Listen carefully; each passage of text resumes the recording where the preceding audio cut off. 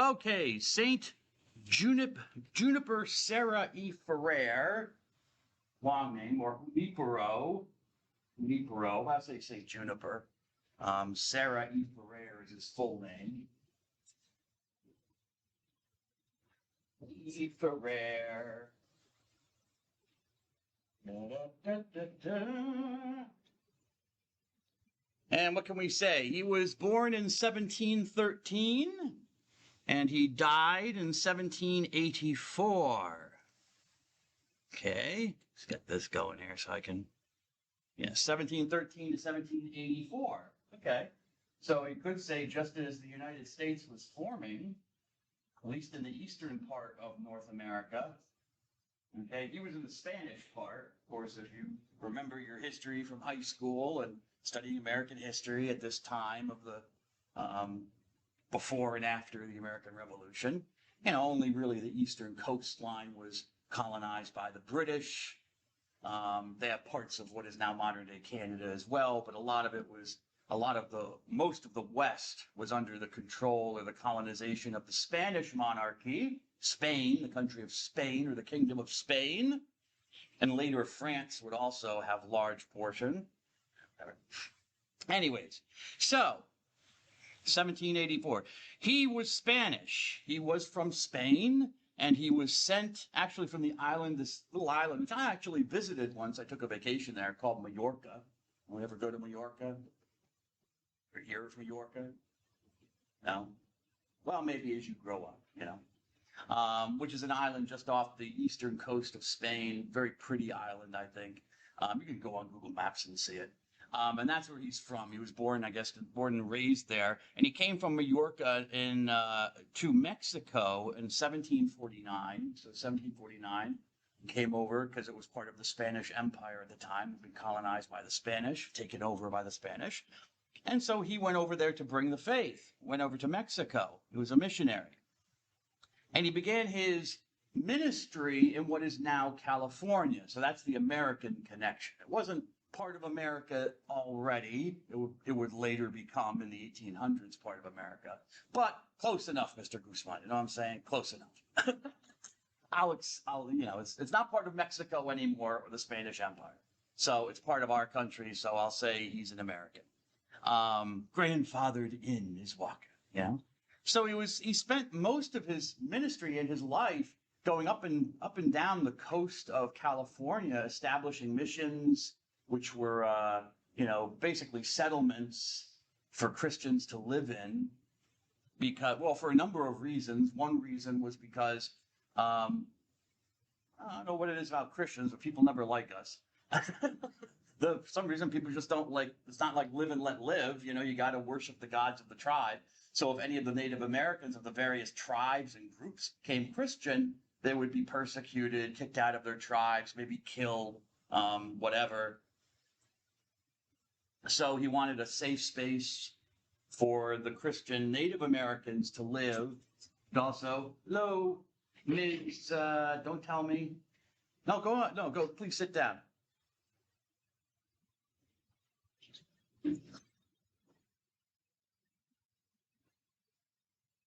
La-da-da-da.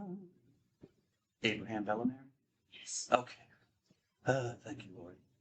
Slowly but surely, slowly. But I'm still, next to Ms. Peralty, what's the first letter of your last name? Ms. Robbins? Really? I'm sorry, Ms. Robbins. Just for some reason, another person's face got stuck in my brain. Sorry about that. It'll come eventually. It's coming slowly. Anywho, so yeah, you could also use these missions as bases of operations, like rest stops, if you will, as he's going up and down the big, long coast of California, preaching the gospel, visiting people and stuff like that, bringing them the sacraments. But another reason for the missions and also, getting the Native Americans into them was to keep them away from the Spanish, which Father Serra was one.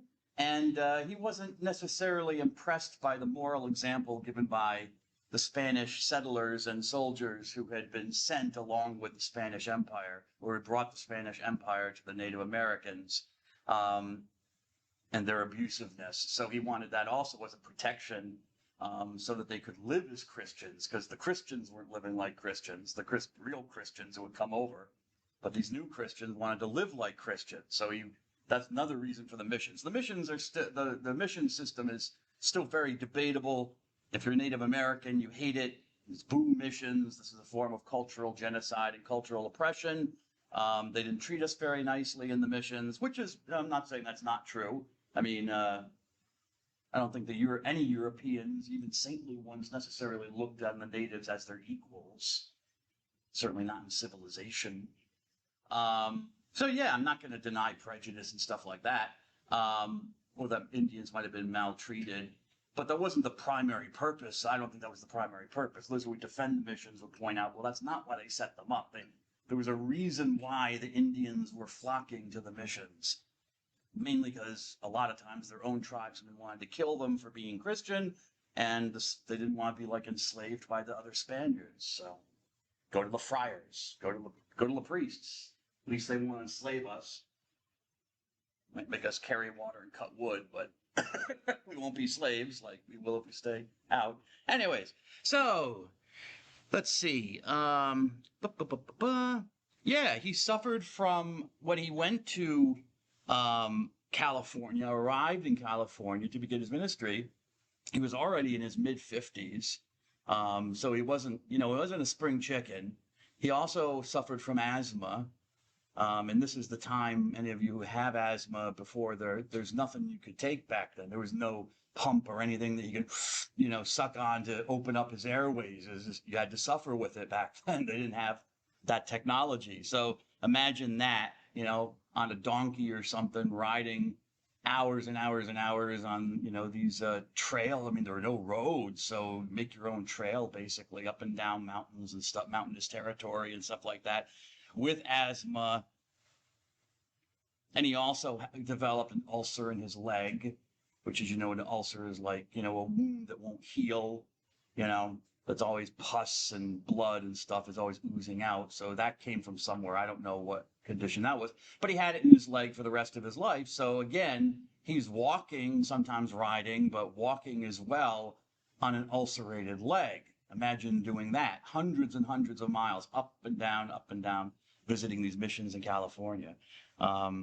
That's dedication. He died at, he died at the age of 1784. He was 70 years old. He got tuberculosis, which I know the name. I always forget what kind of, it has something to do with the lungs, doesn't it? Tuberculosis. Okay. But anyways, he got tuberculosis, and that's what eventually killed him. He was a friar. He was a member of the Franciscan order. That's why, their habit is brown. That's just the color they chose. Could also be gray. Some Franciscans wear gray. But, he's not a monk or anything. Friars are different than monks. Monks are attached to a monastery where they all live under a leader, an abbot. Abbot is Diaz Lazo, yes? Not like Abbott and Costello, who's on first. Yes, sir. Yes, ma'am. Friars are different. They're kind of like monks, but they're like liberated monks. They're allowed to go out and move around. They have a lot more movement possibility than monks. Monks usually stay in the monastery praying to God for their whole life. The same thing with nuns and convents. But sisters and friars are more, they're a development within that monastic movement of more mobile religious, say, monks, if you will. So sometimes people, conflate and confuse friars with monks. They're not exactly the same thing. But he was a friar, which says why he was able to go to Mexico and California in the first place. He wasn't just established in any sort of monastery. I don't know if this is what he really looked like. I don't know if we have any actual pictures of him, paintings. But this is someone's conception of what he might have looked like. So, okay, fine. He was a Franciscan, an order founded by a man. We'll come across as Franciscans again, other saints. Founded by a man named St. Francis, who was an Italian man. St. Francis from the city of Assisi in northern Italy, who founded a religious group of friars around him and his ideas. And so they're called the Franciscans. He didn't call his group that. His group is called technically the Order of Friars Minor, the Order of the Lesser Brothers, to show their humility. I don't know how humble that is when you put it in the title of your group, but we're the more humble ones, right? Screw you, Dominicans. You know, Jesuits, kiss my butt, my Franciscan butt. Anyways, the Lesser Brothers, the Friars Minor, okay? So he was beatified, declared blessed in 1988, and then was made a saint in 2015. So that necessarily leads to ask, I'm sure, Ms. Diaz-Lazo, yes, what does that mean? Well, there are stages to becoming a saint, or being declared. It's like getting into the Hall of Fame, you know? You need the votes. First of all, you have to have been a great player. If you weren't a holy, righteous person, if you were a bad person, well, right there, you know, no one's going to recommend you for sainthood. You have to have been, you know, you have to have had the stats, right, Mr. Hinkle? You know? And then you can officially recognize someone. So that doesn't mean that just because someone doesn't have venerable or blessed or saint or whatever in front of his or her name, doesn't mean that person wasn't a saint. The person might have been an unrecognized saint. Okay? You don't know. You might have known in your own life very holy people. These are just recognized people. Hall of Fame, you might say. Well, it starts out, you recognize their heroic virtue, that they practiced good deeds and did good things in all circumstances, even when it was difficult. So the first stage, first of all, you want to open up their life and examine their writings, their history, to see if they were legit. You know, they weren't phonies. They were really living a good life. They weren't just someone that everyone thought was holy and good, but, you know, there are a lot of skeletons in the closet that people didn't know about. No, that it was, so you do an investigation. And at that point, you can call the person a servant of God. That's the first stage of becoming a saint, a servant of God, Mr. Cummings. Yes.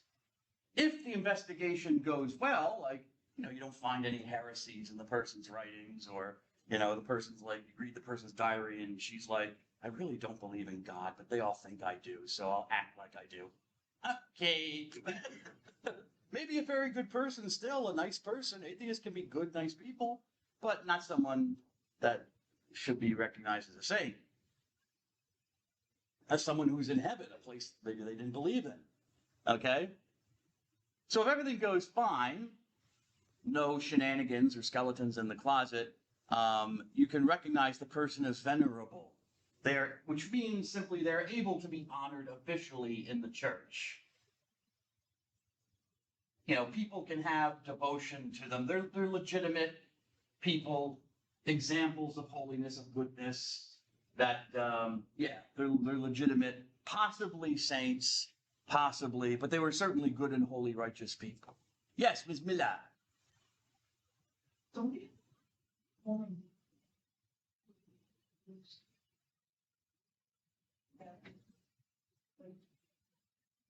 Isn't that like part of like Yes, it is. You've just entered into the third stage. Yes.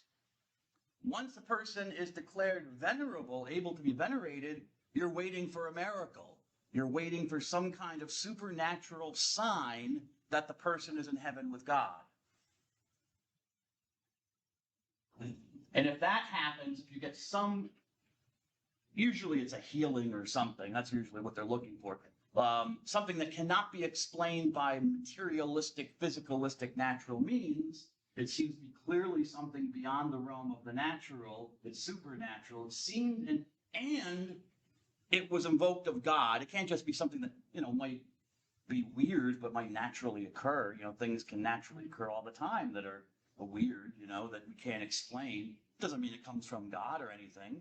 But if God is involved, like people were praying to the Blessed Virgin Mary or praying to this saint, that's usually the indicator. Praying specifically to this holy person. You know, venerable so-and-so, please heal my daughter has cancer and it's terminal. There's nothing that the doctors can do with it because it's at the stage it's in. And then the cancer's gone. Just one day she wakes up and it's gone. It's disappeared. which is not normal for cancer. I mean, cancer can get smaller. Well, never really goes away, but it's always kind of there. That's why you need continuing treatment. But, if it's just completely gone, which is not normal and not natural, and this happened, it's exactly what you asked of this saint so-and-so to do for you, that's an indicator. That could be an indicator. And the person will be declared blessed. They'll be beatified. That's a good indicator. It's evidence. Still doesn't make them a saint yet, but it's evidence.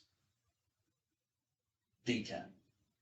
So you need to consult with doctors and people like that and scientists and say, church in the investigation has to ask, are there any natural causes for this? Is there any natural explanation for how X could have happened to this person? And if it comes up, no, this is beyond science. Okay, that's an indicator. If it happens, then you're waiting for a second miracle. You want further confirmation. Some may say you're testing the Lord, but but one miracle really isn't good enough because, I don't know, maybe you could get it wrong. I don't know. But the thinking is two is better than one, two is always better than one, 2 ice cream cones and each hand, is even better than one, Well, I look the way I did.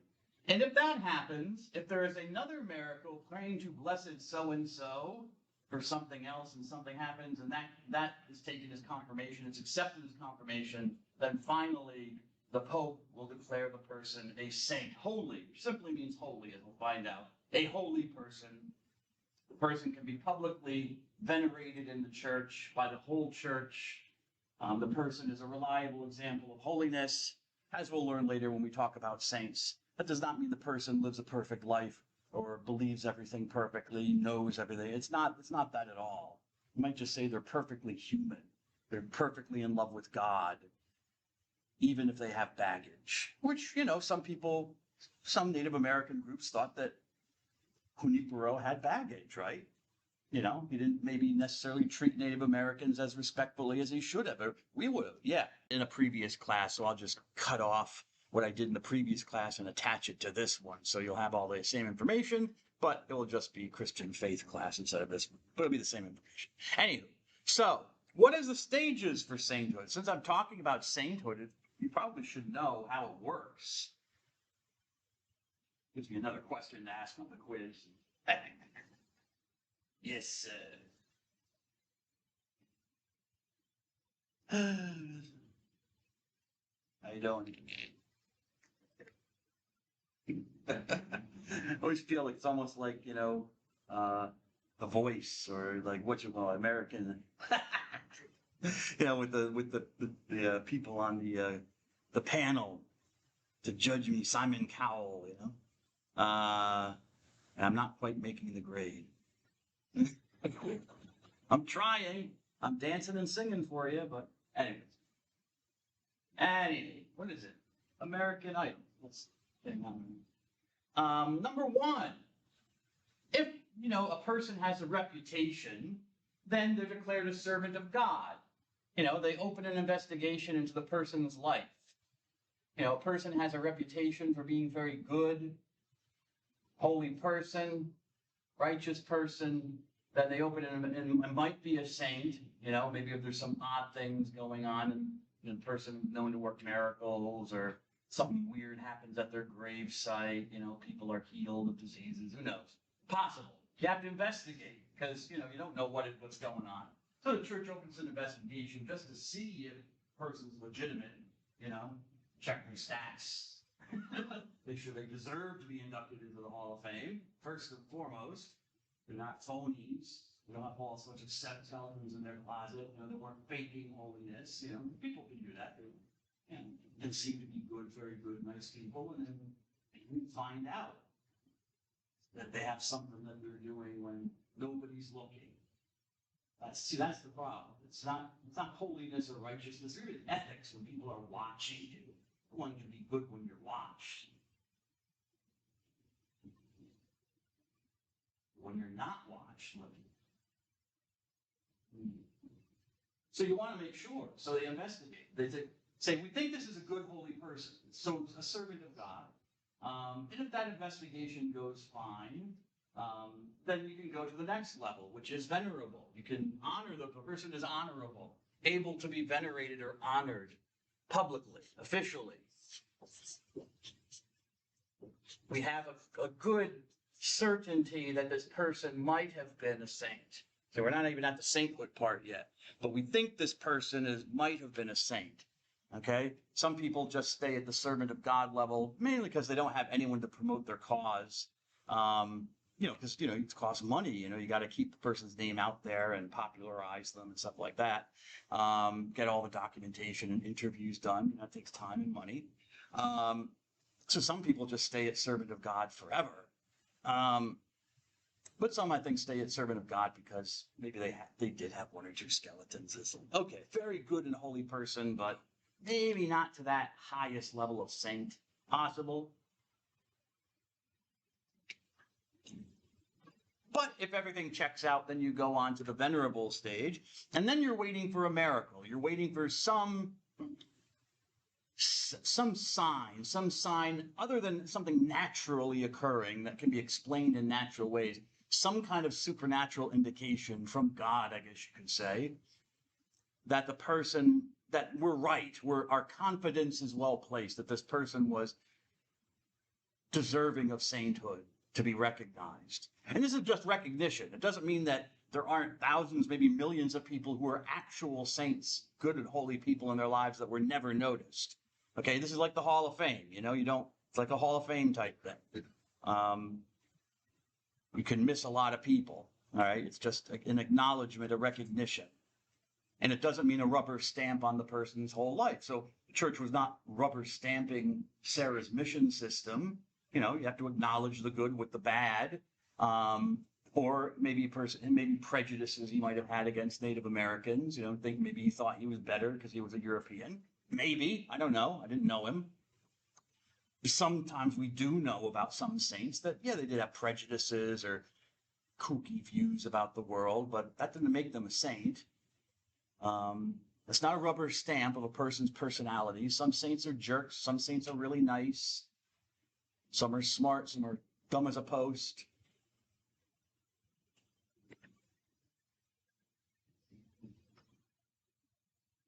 So, blessed.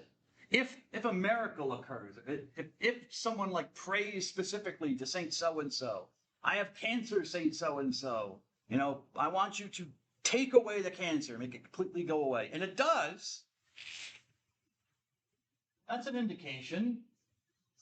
If it's valid, you have to bring in the doctors and have them investigate, If it's a matter of, no, the cancer's still there, it's just shrunk. Well, that's not a miracle. That's just whatever. But if it's the cancer was there last week, you come into your oncologist next week for your appointment and boom, there's nothing there at all, which is not natural for a cancerous tumor to do in such a short period of time or at all. Because even if you treat cancer, it never really goes away, right? People are still living. People even say, "I'm still living with cancer." I'm a survivor. But it can come back. It's still there. It's never fully away. But if it's fully away, then that's interesting. Can you explain that through natural scientific means? If you can't, that's an indicator, good indicator, and the person will go to the next level of blessed. And then you wait for another miracle, a second miracle. And if that's confirmed, then you can be bumped up to saint. Again, some saints stay at these levels for a long, long time. They never get anywhere. Okay?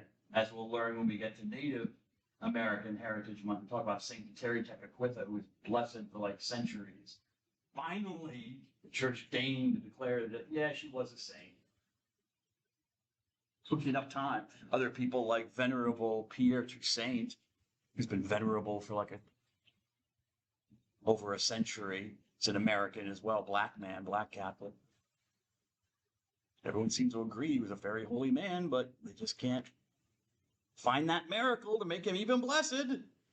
Anyways, so then you get bumped up to saint. That means you're publicly, officially rubber stamped to be venerated in the church. officially in the church, not just like as a local group or local thing, but universally the church can all recognize this is a saint for all of us, a holy person for all of us. Miss Crystal, you're here, Miss Crystal. Mr. Lebedinsky is here. Technically.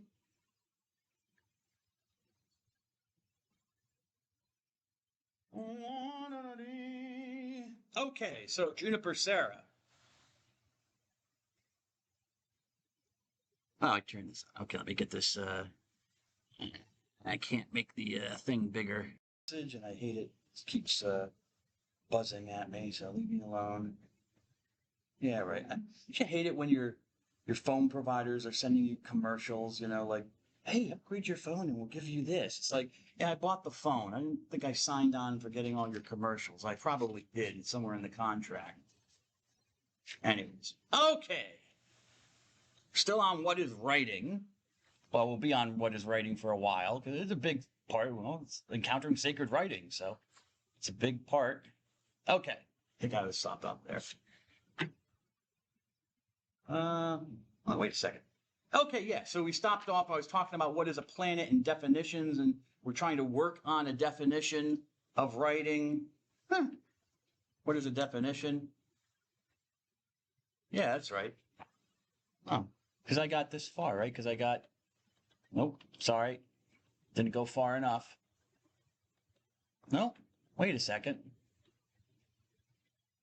Oh, that was the other PowerPoint. Did I get the wrong notes? Yeah, sorry. Wrong class. What is writing? Thank you, Dr. Dunn. Ah, man. Okay. It's on the right PowerPoint slide. I was not on the right page. There we go. All right. Logography. 3 types of writing systems. Two types in general, using pictures or using little symbols for letters. And then, those can be further divided up. You have, the logography, which is also pretty kind of like the same as ideographic or ideography.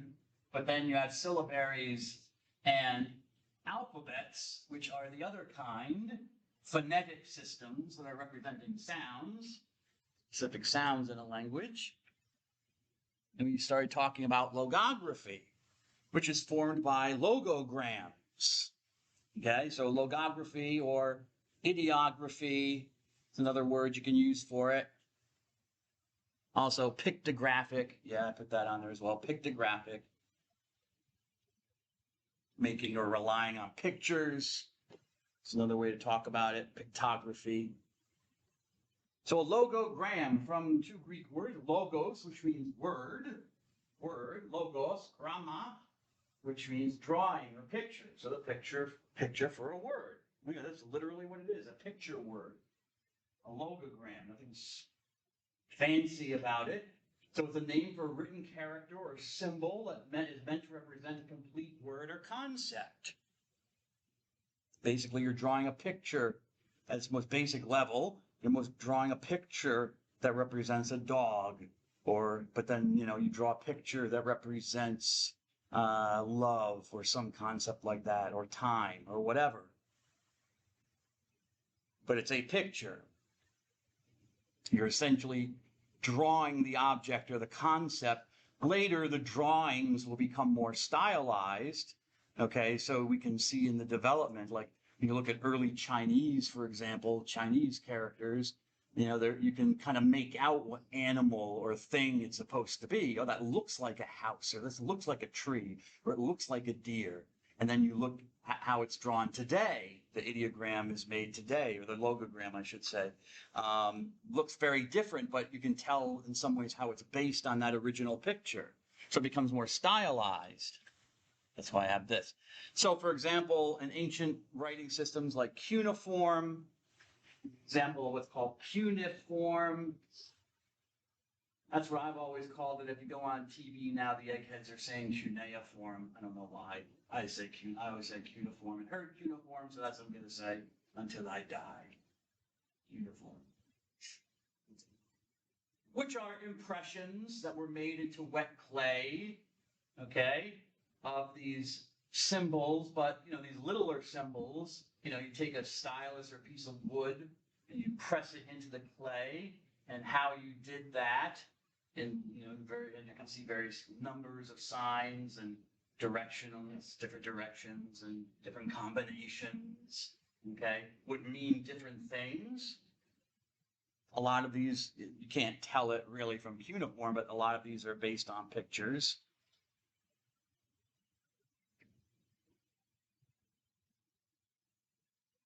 Most obvious is also, it would be Chinese. These are really based on pictures. There's this. Yeah, actually, this is Chinese, right? We say this is Chinese. Actually, it's not. It's Vietnamese. This is the Vietnamese language.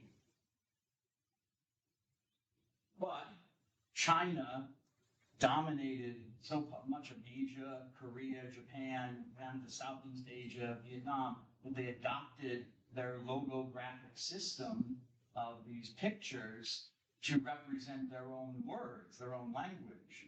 So a Chinese person looking at this would immediately, I think, recognize the Chinese, obviously the Chinese characters, but it would really be gibberish to them.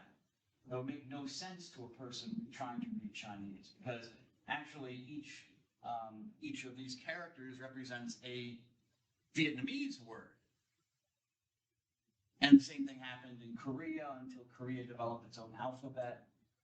But Koreans, I had a Korean girlfriend,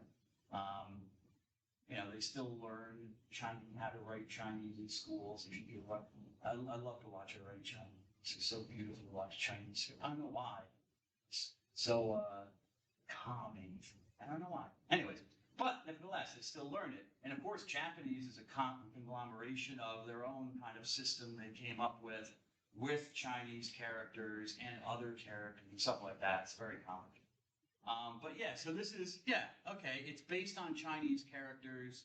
It's a logographic, it's pictures as well, picture writing to represent concepts and words, not letters. They're whole words and ideas, okay? Not an alphabet. But it's actually, as you can tell down here from the language, it's actually Vietnamese, okay? Vietnamese changed to an alphabet when Westerners showed up. Western French missionaries, Catholic missionaries, came to Southeast Asia. The French were colonizing there, and they brought with them the Latin alphabet, and they changed. Vietnamese took over that and got rid of this. So a lot of these older documents, and you have to be a specialist to read them anymore, because no one, of course, learns this. There might be revivalists who want to bring it back, but no, they write everything in Roman alphabet with all sorts of signs and diacritics. Okay, the syllabary. Now we enter into the phonetic systems, where we have symbols that represent actual sounds and don't represent a whole idea. Okay, a syllabary, syllables, parts of sounds. Okay. So a syllabary is a group of written symbols that represent a specific unit of meaningful sound. Meaningful. Well, what does that mean? A syllable, which is a specific unit of one or more meaningful sounds. Okay, so so it's basically a syllabary is symbols that represent syllables. Symbols that represent, if you like that assonance. Very assonant. Symbols that represent syllables. A syllable, okay? It's not really a very meaningful sound to just go, although in some languages maybe, but usually in English doesn't mean anything. Okay, it doesn't convey any meaning to me. If someone comes up to me and says, it's just a sound, a phoneme. It's not a syllable. But if someone comes up to me, I say something in class, and Miss Senior looks up and says, "Duh," I can extrapolate something from that, right, Ms. Tran? Like maybe what I said was stupid or was obvious, and I should have noticed. You know it. And but that's a symbol, a syllable rather. D and duh. Or if I say to Ms. Diaversa, you know, I don't know, it's sunny today. She just looks at me and goes, oh, that's a meaningful. That could also be that's a syllable. It's a meaningful sign. That means something. And I'd have to interpret it. It could be like, oh, I don't give a, I don't care. Why is he talking to me about this? You know, or it could be like, oh, that's what I wanted to know. Thanks. You know, whatever. So a syllable usually has to have some kind of, usually has a consonant and a vowel of some sort in whatever form. Or it could be just a vowel, ah, but usually, you know, ma, mo, me, or im, you know, in that form, in its most simplest form, a consonant and a vowel, or a vowel and a consonant. They're taken together, yes? And you can see the meaning of a syllable. Sun, together or with, and lambano, to take. So you take the sounds together. And in some languages, they just come up with symbols to represent these syllables, usually combining, as I said, a vowel with a consonant. What's the difference, in case you wondered? I wondered, because again, you use these terms, and I wonder, what is a vowel? I mean, I know what a vowel is, A, E, I, O, U, and sometimes Y. You better know what a vowel is, Mr. Lebedinsky, if you're going to be on Wheel of Fortune. You watch Wheel, sir? No, you don't watch? You used to. You will again in like 50 years. You're sitting there on the couch. Where's the remote? I want to turn on Wheel.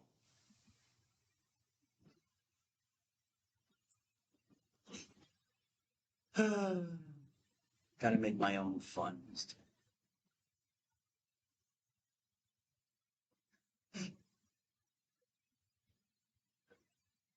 A vowel is a sound, both of them are sounds, vowel and consonant, a sound produced by the closure of the larynx. The larynx, from which you're connected to your lungs, where your air comes through. And a vowel, e, o, u, or a, whatever vowel, is a closure. It closes up to make the sound. Whereas, or excuse me, stupid. That's a consonant. Forget what I just said. The opening of the larynx. I should have known that because I'm going a-e-o. I'm thinking to myself, my larynx doesn't feel like it's closing. I mean, I can't see into my larynx, but I can kind of feel it. Anyways, so a vowel is a sound produced without the closure, the opening of the larynx. Air flows through the larynx and it makes a sound. But when the larynx closes up, the opening closes, it's a consonant. Yeah, I can feel it I can even feel the contraction in my diaphragm when I try to make a consonant. But a vowel, it's more, well, it's easier to breathe because my larynx is not closed. So a consonant closed, vowel open. So that's how you can remember vowel, o, open. But a consonant is closed. So that's what they are. I don't know if I put this in the PowerPoint, did I? I did not. All right, well, leave it there. According to T.J. Hooker's introduction, this is from a book, Reading the Past, Ancient Writing from Cuneiform to the Alphabet, that he wrote in 1990. T.J. just found this quote I thought was interesting. Quote, when scribes first used a logogram, okay, a picture word, to represent not a word or a concept, but a syllable of their own language, they made the first important advance in the history of writing. Okay? So when a language may have started out with drawing pictures, and we'll find out when we talk about the alphabet, that a lot of letters in the alphabet ultimately derive kind of like from pictures, like A was probably the head of a bull, Okay. I forget what that, but others might look like a wagon or a wagon wheel, or something else, or a house, actually a box that might look like a house, or a mouth and stuff like that. But then they develop later from these little pictures to not representing the concept of house, mouth, bull, but representing sounds. And once that happens, you have this advance forward to alphabetic writing from logographic to a phonetic, or an ideographic to a phonetic. So you can see that development in human writing as well. Start out with pictures, and then someone, instead of writing, this whole picture for a horse, or what's a better example? Don't worry about it. I'll find an example later on. So, for example, an example of a syllabic language, or a language using a syllabary, would be Japanese. Now, Ms. Casada, you might be sitting there thinking and saying to yourself, well, wait a second, didn't he say the Japanese use Chinese, which is an ideographic system, pictographic pictures? It's not a syllabary, right? It's not. So he just contradicted himself. No, sir. No, miss.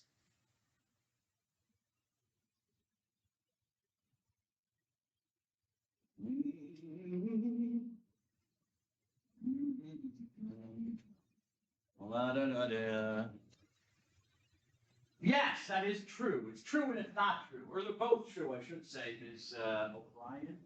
No. Snyder. Snyder? It's true and it's not true, because the way Japanese developed, yes, they took over Chinese writing, which is ideographic, but later on they developed a syllabary, because, again, Japanese, just like Vietnamese, it's not the same thing as Chinese. It's totally different languages. So the Japanese had to find a way to represent various sounds that they had. And a lot of times, grammatical things, their grammar's very different.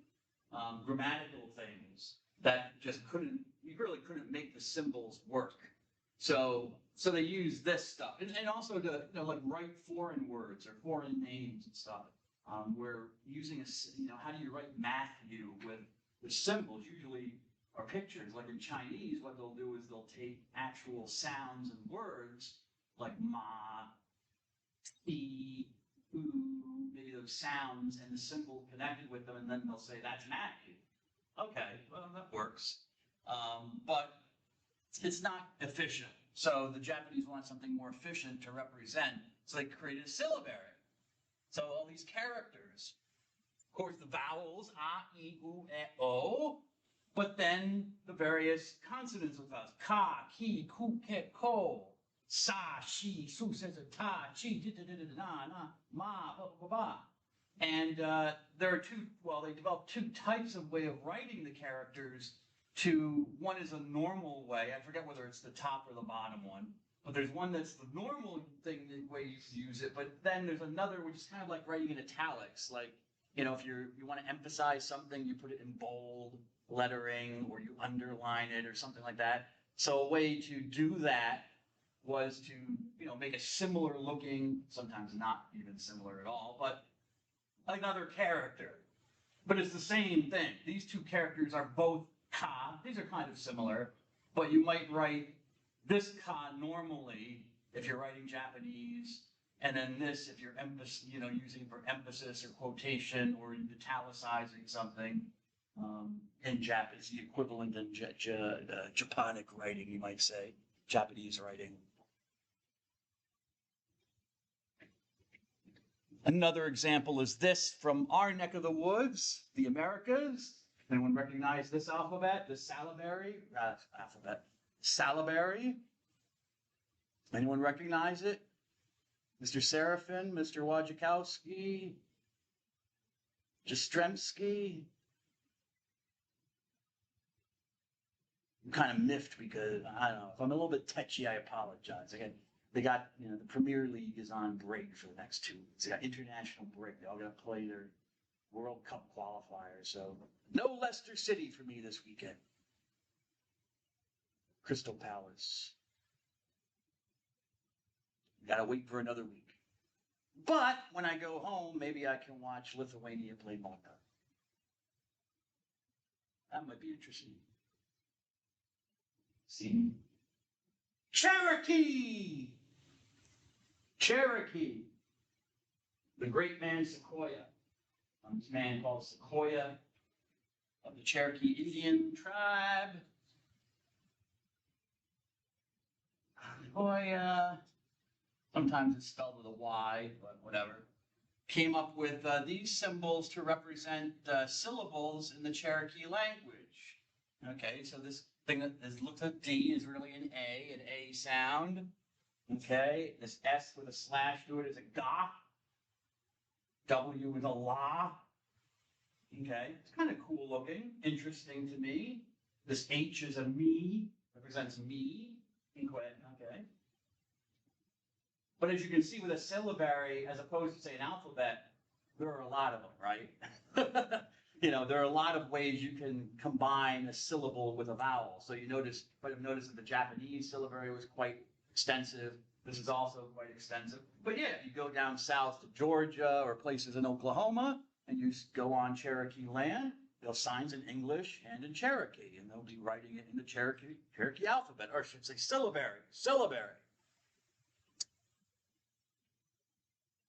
La da da da. Ah, here we go. Yeah, I did have it on here. Hooker. Scribes first used the logogram as a phonogram, one might say. They made an important advance in writing to alphabet.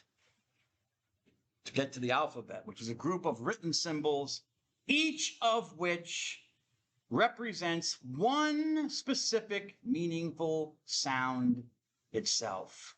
Or maybe I shouldn't say meaningful. Should maybe cross that out and just say one sound. It's not necessarily a meaningful sound. You could say, wasn't that a syllable?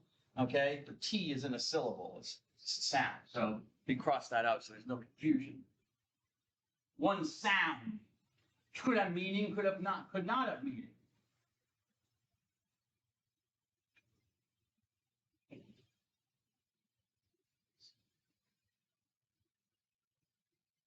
And the word simply comes from Greek. The first two letters in Greek, first word is alpha. The first letter is called alpha. And the second letter is called beta. And so those two words together formed to become alphabet. That's what it is. It's called.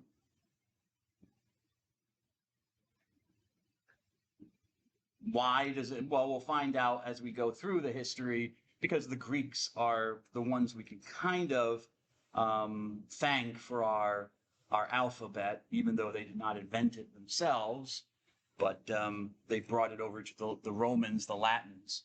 So, and it came into the Western world through them. So that's why it's Greek alpha and beta comes from Greek alphabet. Okay, so symbols representing a sound.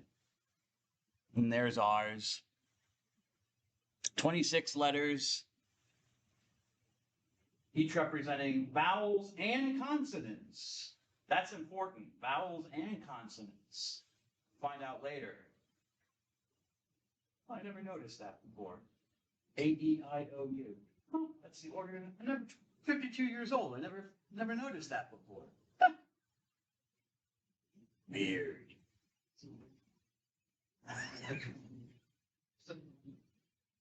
Yes.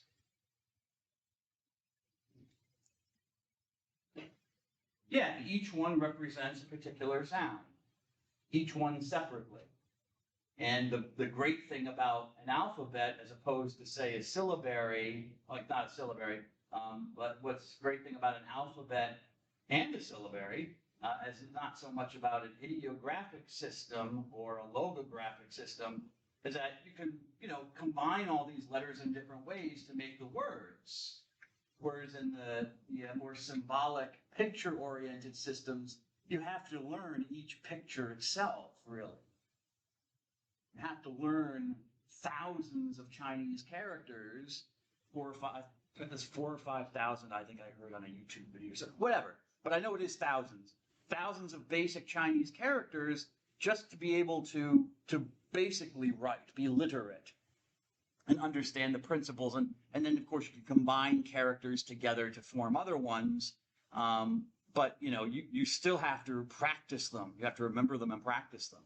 For example, I remember watching I think it was on YouTube. I don't think it was on television, but a little news story about the problem. It was on YouTube, about the problem of a lot of younger Japanese forgetting the Chinese characters, forgetting, and so they had someone on the streets of like Tokyo or something like ask, not really, it wasn't really a fair interview because they were asking them like really hard characters to write, like sneeze or something like that, or frog, right? And it's like, can you draw this? And these Japanese girls like laughing and they're trying to draw it. Nope, that's wrong. You forgot how to draw a sneeze. And yeah, I mean, a lot of them that was a problem. So they're trying to like double down in the schools to kind of reinforce the ability of the little kids to write and to remember the characters because they're afraid because it's a part of their writing system. If the Japanese forget it, they don't have like a fallback system or anything. Yeah, they won't be able to read Japanese anymore. Unless they do develop something else. Maybe, you can probably write out Japanese using the other characters I showed you, the syllabary, and kind of ditching the whole Chinese character system altogether. But that still means that everything written up until that point, which is your lineage, is now gone to the next generation that doesn't learn those things. So that was really kind of a fear that, it was funny, to see people misdrawing the characters. They didn't know what to do. But, also it was a little bit worrying, at least to the government. So anyways, they're trying to reinforce it amongst the younger generations. Writing, as far as we can tell, the alphabet, writing goes back, I think, does writing go back before this? Well, anyways, picture writing, certainly. But the alphabet itself, developing this idea of each sound should have its own distinct symbol that only belongs to it. T will only mean the sound t. It won't be b or become k or ch. It will always be t. Okay. This arises, we think, around, well, you can see about almost 4,000 years ago, in 1850 BC, before Christ, 1800 years before Christ, or before the Christian era, if you wanted BCE, whatever, at a place, an archaeological dig that's called Serabit el Khadim. Serabit el Khadim, on the Sinai Peninsula. Okay, this is the country of Egypt, and this is a peninsula because it's surrounded on 3 sides by water. Okay, so this side down here, up, okay, surrounded on 3 sides by water, real water like an ocean or a sea, not a river or something, but a body of water, I should say. It's a peninsula. So Florida is a peninsula. Okay, it's got the Atlantic Ocean on one side, Caribbean Sea. Well, is it still the Caribbean Sea yet? But anyways, maybe the Atlantic Ocean underneath, and then the Gulf of whatever we're calling it nowadays. I grew up calling it the Gulf of Mexico. I never felt any kind of problem with that, so I'll keep calling it the Gulf of Mexico. But nevertheless, the Gulf on the other side. So it's a peninsula. New Jersey is not a peninsula. You might say, well, wait, isn't there the Delaware River, then the Atlantic Ocean? And, yeah, but one's a river. That's not a body of water. Moving water, not a body of water. Whereas is the ocean moving too? Yes, it's moving, but just go with it, please. It's a body of water. So 3 bodies of water, or bodies of water on 3 sides, make it a peninsula. So Sinai, why Sinai? Because there's a mountain that people believe is Sinai, Mount Sinai, down here in the south, where if this were another type of class, we'd be talking about Moses and the Jews. Apparently that's where on the mountain, some little mountains down here, they received the law from God. Okay, fine. Nevertheless, you had some archaeologists digging around the Sinai Peninsula, and they came across I think it was a cave, but nevertheless, they came across a bunch of inscriptions in a mining site, an ancient mining site. Okay, the people were sent out to this area to dig, I think for crystals or something, gypsum or something, some kind of crystal. But anyway, something somebody wanted, and so yeah, you go there. Basically, people dug holes down into the ground, and they crawled into them. That's basically what they did. I don't know how. I couldn't have done it. Well, Miss Cobb, look. I plugged the hole up in like 2 seconds, and you're like, I'm.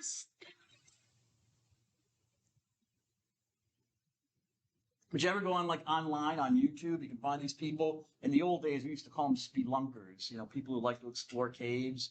Now they call themselves cavers, and it makes me I'm not claustrophobic generally, but it makes me claustrophobic just to watch these videos of these people cramming themselves through this stuff and getting stuck. You're going to get stuck. They get stuck. They'll tell you immediately, you're going to get stuck. There's a time when you're going to get stuck. Hopefully you can get out, but scary. But that was like ancient mining practice. That's basically it. You dug a tunnel down into the place, and people went down there to dig out salt or rocks or whatever they wanted. In this case, I believe, if I wrote down here in my notes, I think it was, as I said, crystals of some sort. But whatever, doesn't matter. They were mining. And the miners from this thousands of years ago, someone wrote or inscribed things on the wall. You have about 30 crude inscriptions that were found at the site, which were later, their scholars were able to interpret some of them as clear, what seemed to be clearly writing, and alphabetic writing, phonetic writing, that the only way the symbols made sense was if each one had its own sound. They were forming words, and they knew the language. It was ancient Semitic, and they're like, oh wait, this means something. I don't mean in the sense of a pile of mashed potatoes.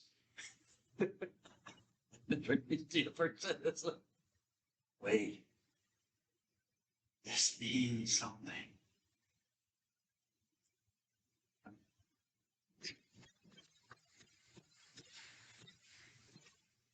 Gotta make my own fun, Mr. Lebedinsky. Anyways, so here by the 1900s or the 1800s BC, they just stumbled upon the first traces of alphabetic writing in the Sinai Desert. Turquoise, yes. No, turquoise is not a crystal. Turquoise is a kind of stone, right? Turquoise. They're mining for turquoise. They're kind of like bluish green stones, right? Yeah, pretty. So I guess people wanted them. You shine them up, you sand them down, they look shiny and pretty. Okay, turquoise. They were mining for turquoise. Yeah, and they knew. How did they know it was an alphabet and not maybe a syllabary or something? Because as you saw with my examples too, syllabaries can get quite large because of all the numbers of syllables that can be combined. But this was much more limited. Okay, much smaller. So it was too small. The archaeologists figured out it was too small for a syllabary. And around 1916, so this is well over a century ago, a British Egyptologist named Alan Gardner. I don't know if I put his name on. Let me see if I put his name on here. There we go.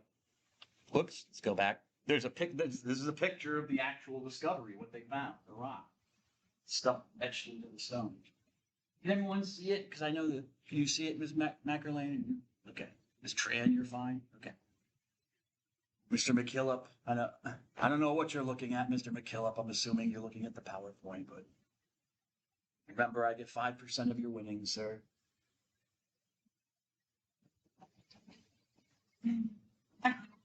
Anyways, Dr. Alan Gardner, maybe I'll spell his name for you just.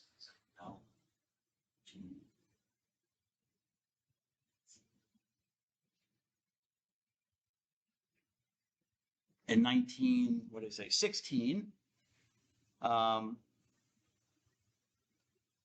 he found that actually there might have been Egyptian inspiration for this alphabet. It was when they were able, from what they were able to decipher of the etchings, they could tell it was a Semitic language. I told you there are different language families.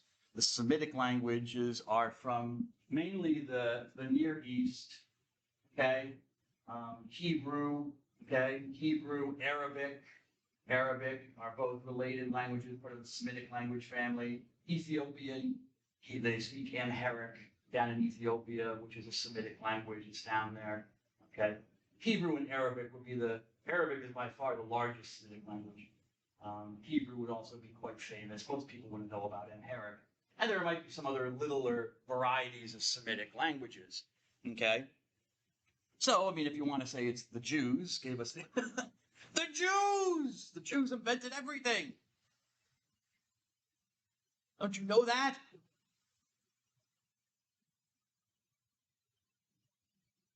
They noticed that that the words that they were producing from these engravings, these carvings into the stone, into the rock, were reproducing words from a Semitic language, an ancient Semitic language.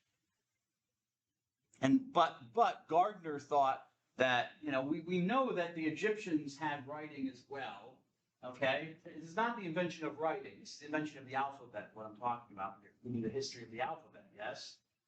We'll find out later that, there was writing in Egypt, but it wasn't Egyptian.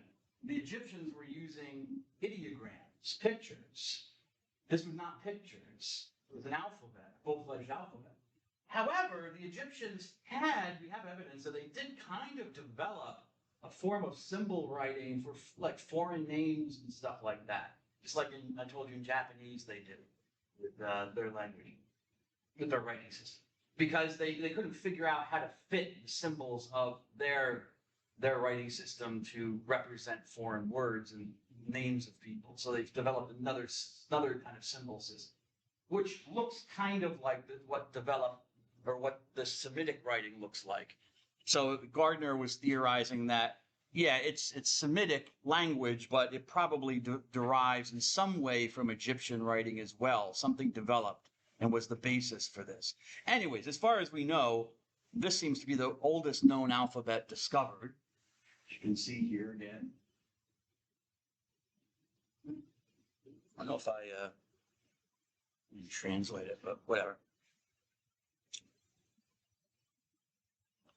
And this alphabet system that we have evidence for in the 1800s BC spread up into what's called Palestine or Canaan, this area, ancient Canaan, Palestine.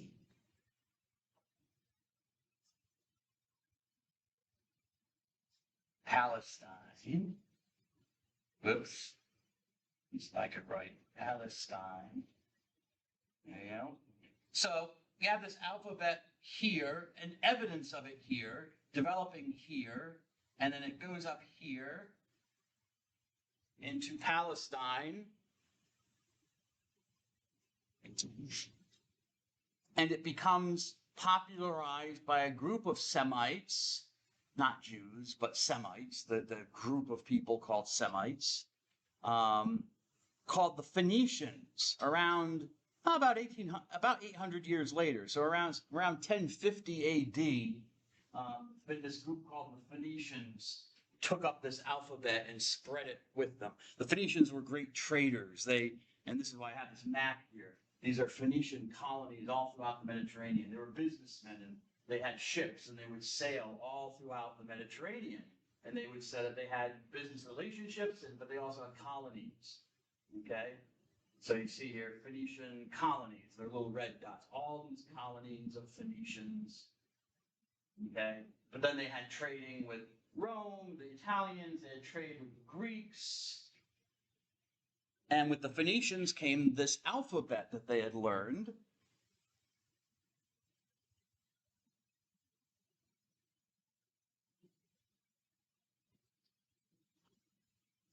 And I'll say this later. I guess I have to say it now.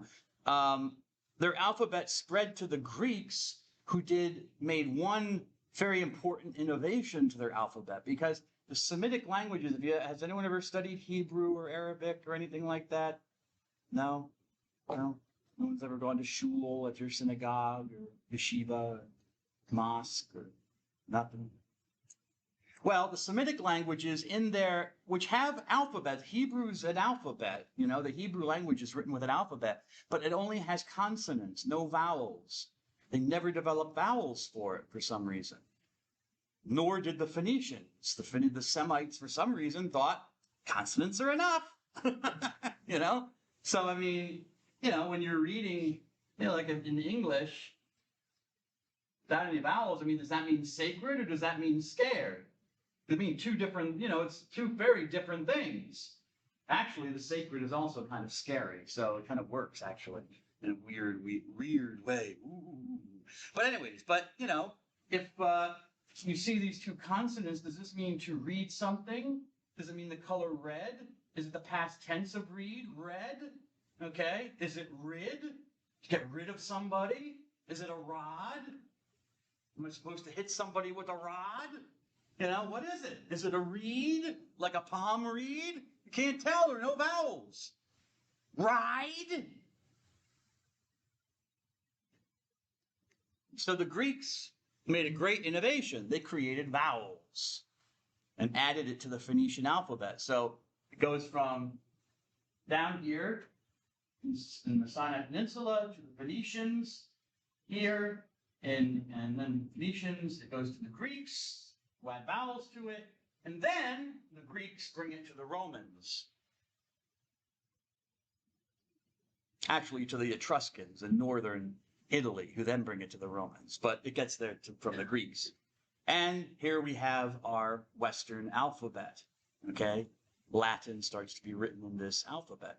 And of course, the West spreads. It's not a history course per se, but, the West spreads throughout the rest of the world and spreads this alphabet with it.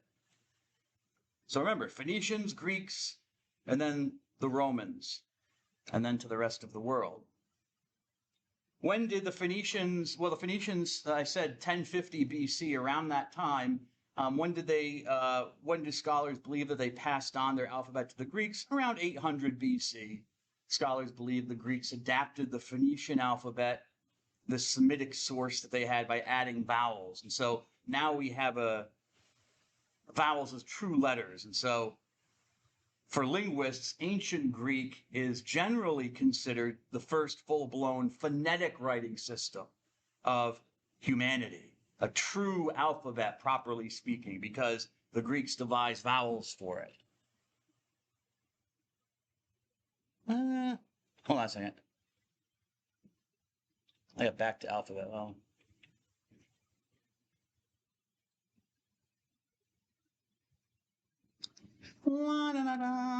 I have that phoneme. Huh? What types of alphabet are there that can be developed out of this system? Okay, this set of written symbols representing both consonants and vowels that the Greeks developed maybe around 800 BC. Well, there are three types that scholars identify: an Abugida alphabet, an abjad alphabet, and then a proper alphabet, an alphabet. All right, whatever. The proper alphabet I've already mentioned. You have both consonants and vowels, okay? An Abugida is kind of a mixture of, it's kind of like an alphabet and a syllabary at the same time. An Abugida, they came up with this term. It's like also called an alpha syllabary, to show this kind of a mixture of these two ideas, okay? And an Abugida is when it's an alphabet in which the consonant is modified to indicate the vowel. So the vowel is not necessary, but when the vowel is added, the consonant might be written a little bit differently. So it's not just added to or placed next to the consonant. An abjad is what I told you already was distinct about Semitic languages, which is an alphabet but only consonants, no vowels. obviously this was a major development, okay? Because, you know, an alpha syllabary is kind of a halfway house. It's kind of like a syllabary in a sense, but it's not really a true alphabet where each different symbol represents just one sound. You know, the consonant is still modified. It may be modified in several ways, like, you know, in the Thai language, trying to write the Thai language is extremely complicated because all his stuff changes all the time based not on the letter or the sound, but also they're trying the phonetic. There are a lot of words in Thai that come from Sanskrit, which is, remember Sanskrit? Talked about that when I talked about Indo-European languages, an ancient language of India. And so a lot of words poured into Thai, which is another language altogether, from Sanskrit, from a different language family. So they wanted the emperor who helped develop the alphabet at the time wanted to somehow make it so that the Thai alphabet could not just represent the Thai sounds of the Thai language and all that stuff, but also to phonetically represent as accurately as possible those words based on Sanskrit and their sound. So, you know, like trying to write two different languages in this one alphabet, or this, I guess, abugida you call it. It's a very complicated system. The same thing we see with, well, Sanskrit was also an abugida. The writing system for Sanskrit was an abugida. And it's still used today throughout by hundreds of millions of people throughout India, in the Hindi language. Okay? But then we had the abjad, which is just symbols, Hebrew, also Arabic, developed like that. And then we have the alphabet. So if we're looking at examples, as I just told you, at abugida, Hindi, I forget what word this is. I forget what word it is. I should have written it down in my notes. But anyways.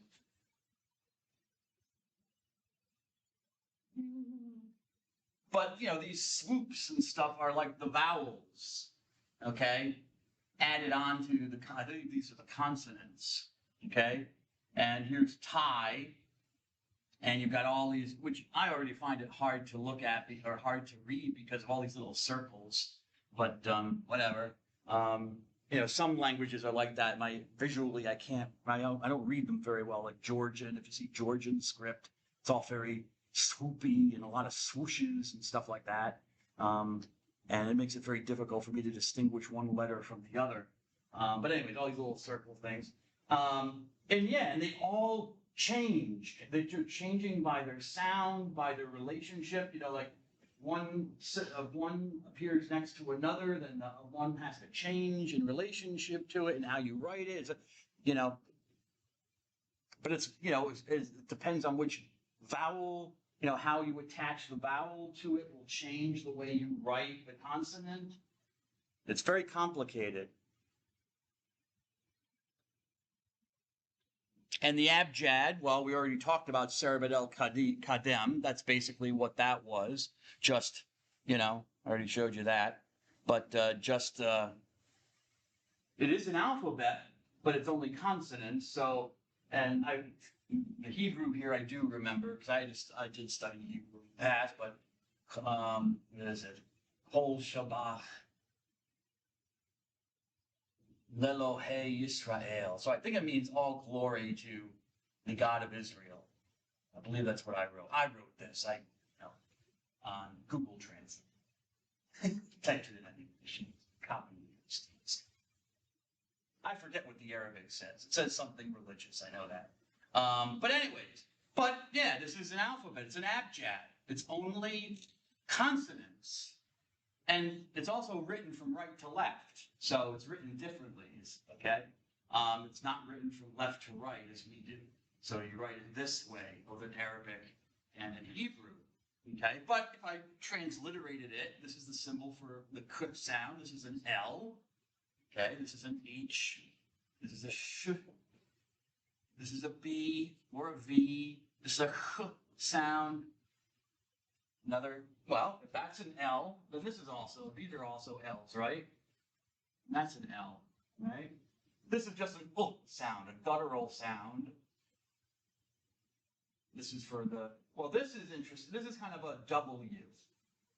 and this is an H. And this is an I. It's used to represent, but you know, it might not be translated, or it might not be written out. This is another I. This is an S sound. Yes, it looks exactly like this one, right? Yeah, it does. See, because they don't have the dotting on it. Okay, there's a, well, in this case, you put a dot on it here, then it becomes a S. But if you put a dot here, it's a sh. How do you know? Context. You learn Hebrew in school, so you know. But typically they don't put the dot there. This is a resh, this is an R, it's another guttural, so Kol HaShabach Lelohei Israel. Glory to the God of Israel. They do have pointing for vowels, but they don't really have vowels, okay? That they write underneath the letters, okay? So if you look at like, because eventually, you know, people did have to kind of know, especially with the Bible, they really did need to know the difference between certain words, and it mattered to them whether it was saying this and not that. So they did eventually develop what they call pointing to indicate vowels. So like, you know, the O here for coal would be indicated by a little dot, okay? Yisrael, the Y sound, the I sound would be one dot down here. Yis, Ra, I think it's a long A, and then an E, L. So they develop pointings to indicate. But if you go to modern day Israel, they don't do that. They don't include the vowels on anything. Why? I don't know in modern Hebrew. I have no idea why. Vowels seem to be so helpful. But they don't. So that's what an abjad's doing. And then we get this, a true alphabet. A set of written symbols that represent complete individual sounds. Complete individual phonemes, Mr. Bartlett. No, Mr. Barnett, sorry. It is an N, right? Yeah, Mr. Barnett. Barnett, sorry. Barnett. Phonemes, phoneo, to speak loudly. So sounds. So I show you here.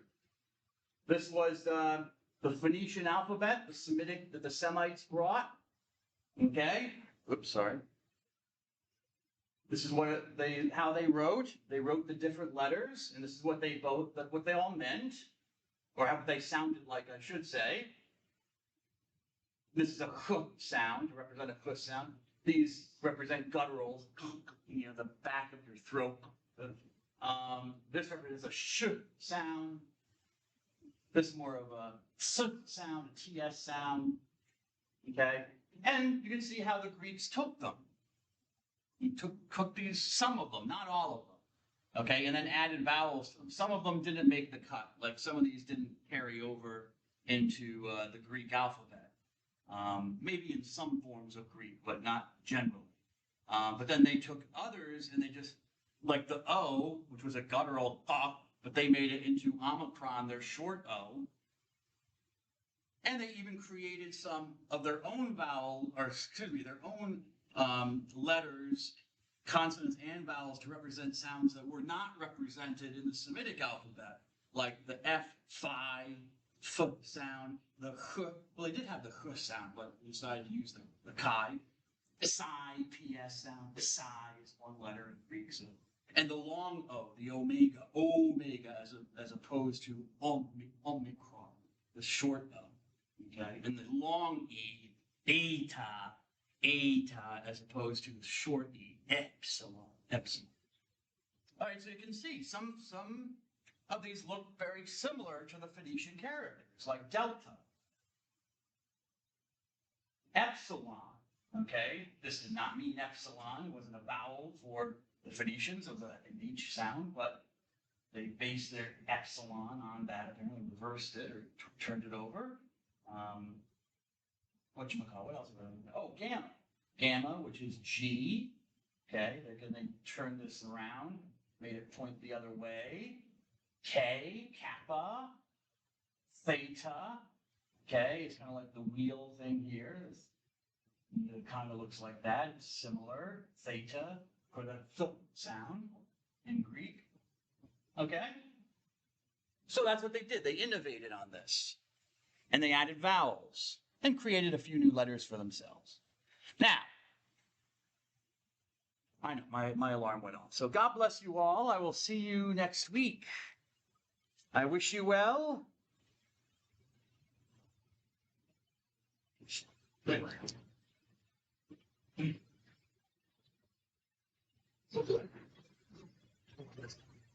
Thank you, sir. Oh, Miss Senior. Have a good day, Miss Senior. You're welcome. Have a good day, gentlemen. Have a good one, sir. Have a good day, Mr. McKillop. Have a good day. Have a good day. Thanks. You too. Thank you.